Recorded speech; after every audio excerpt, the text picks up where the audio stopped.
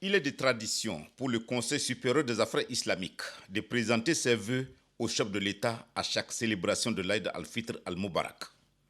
Il ne saurait être question de déroger à ces rituels. Sous la conduite de Cheikh Mohammed IV Issa, président du Conseil supérieur des affaires islamiques, les membres du Conseil sont donc venus au palais Toumaï présenter leurs vœux de santé, de bonheur et de prospérité au chef de l'État, à son auguste famille, au gouvernement et à la nation tchadienne.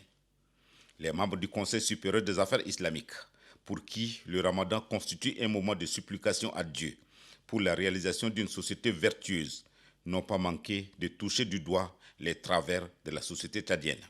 Ils exhortent les Tchadiens sans distinction à rechercher la voie de Dieu, à respecter ses préceptes pour conjurer le mal de la société. La construction d'un Tchad modèle, dont les jalons sont posés par le dialogue national inclusif et souverain, tient à cœur Cheikh Mohammed IV Issa et ses compagnons. Ils invitent tous les démembrements du Conseil supérieur des affaires islamiques à persévérer dans la prière et la prédication des messages citoyens pour l'aboutissement heureux de la transition en cours et le retour à l'ordre constitutionnel. Le président de transition, président de la République, chef de l'État, général Mahamat Idriss Déby Itno, qui a rendu la politesse au Conseil supérieur des affaires islamiques du Tchad, l'a félicité pour ses pensées pieuses pour la patrie.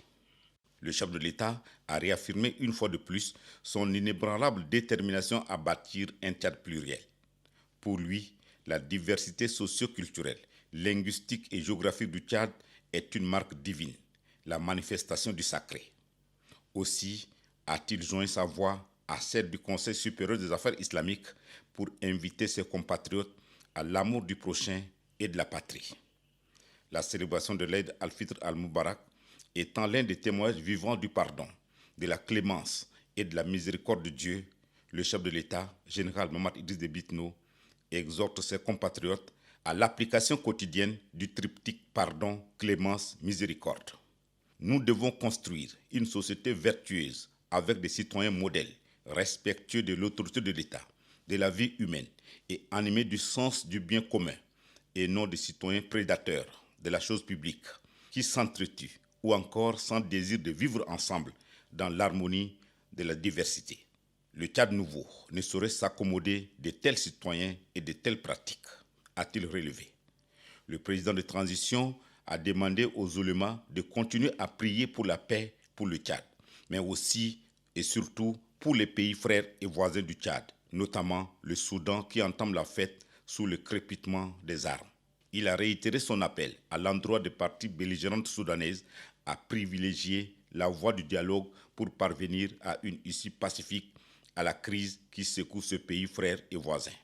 Appel est également lancé aux populations de l'Est du pays à faire preuve de compassion et de générosité pour accueillir tous les Soudanais qui ont trouvé refuge au Tchad et la communauté internationale à soutenir les efforts du Tchad pour mieux faire face à cette nouvelle urgence humanitaire. Sur cette lancée, le président de la République, qui a pris à témoin Dieu et le Conseil supérieur des affaires islamiques, a annoncé la libération de tous les compatriotes inculpés pour leur implication dans le coup d'État raté de décembre 2022 et ceux détenus dans les différentes provinces suite à l'insurrection du 20 octobre dernier.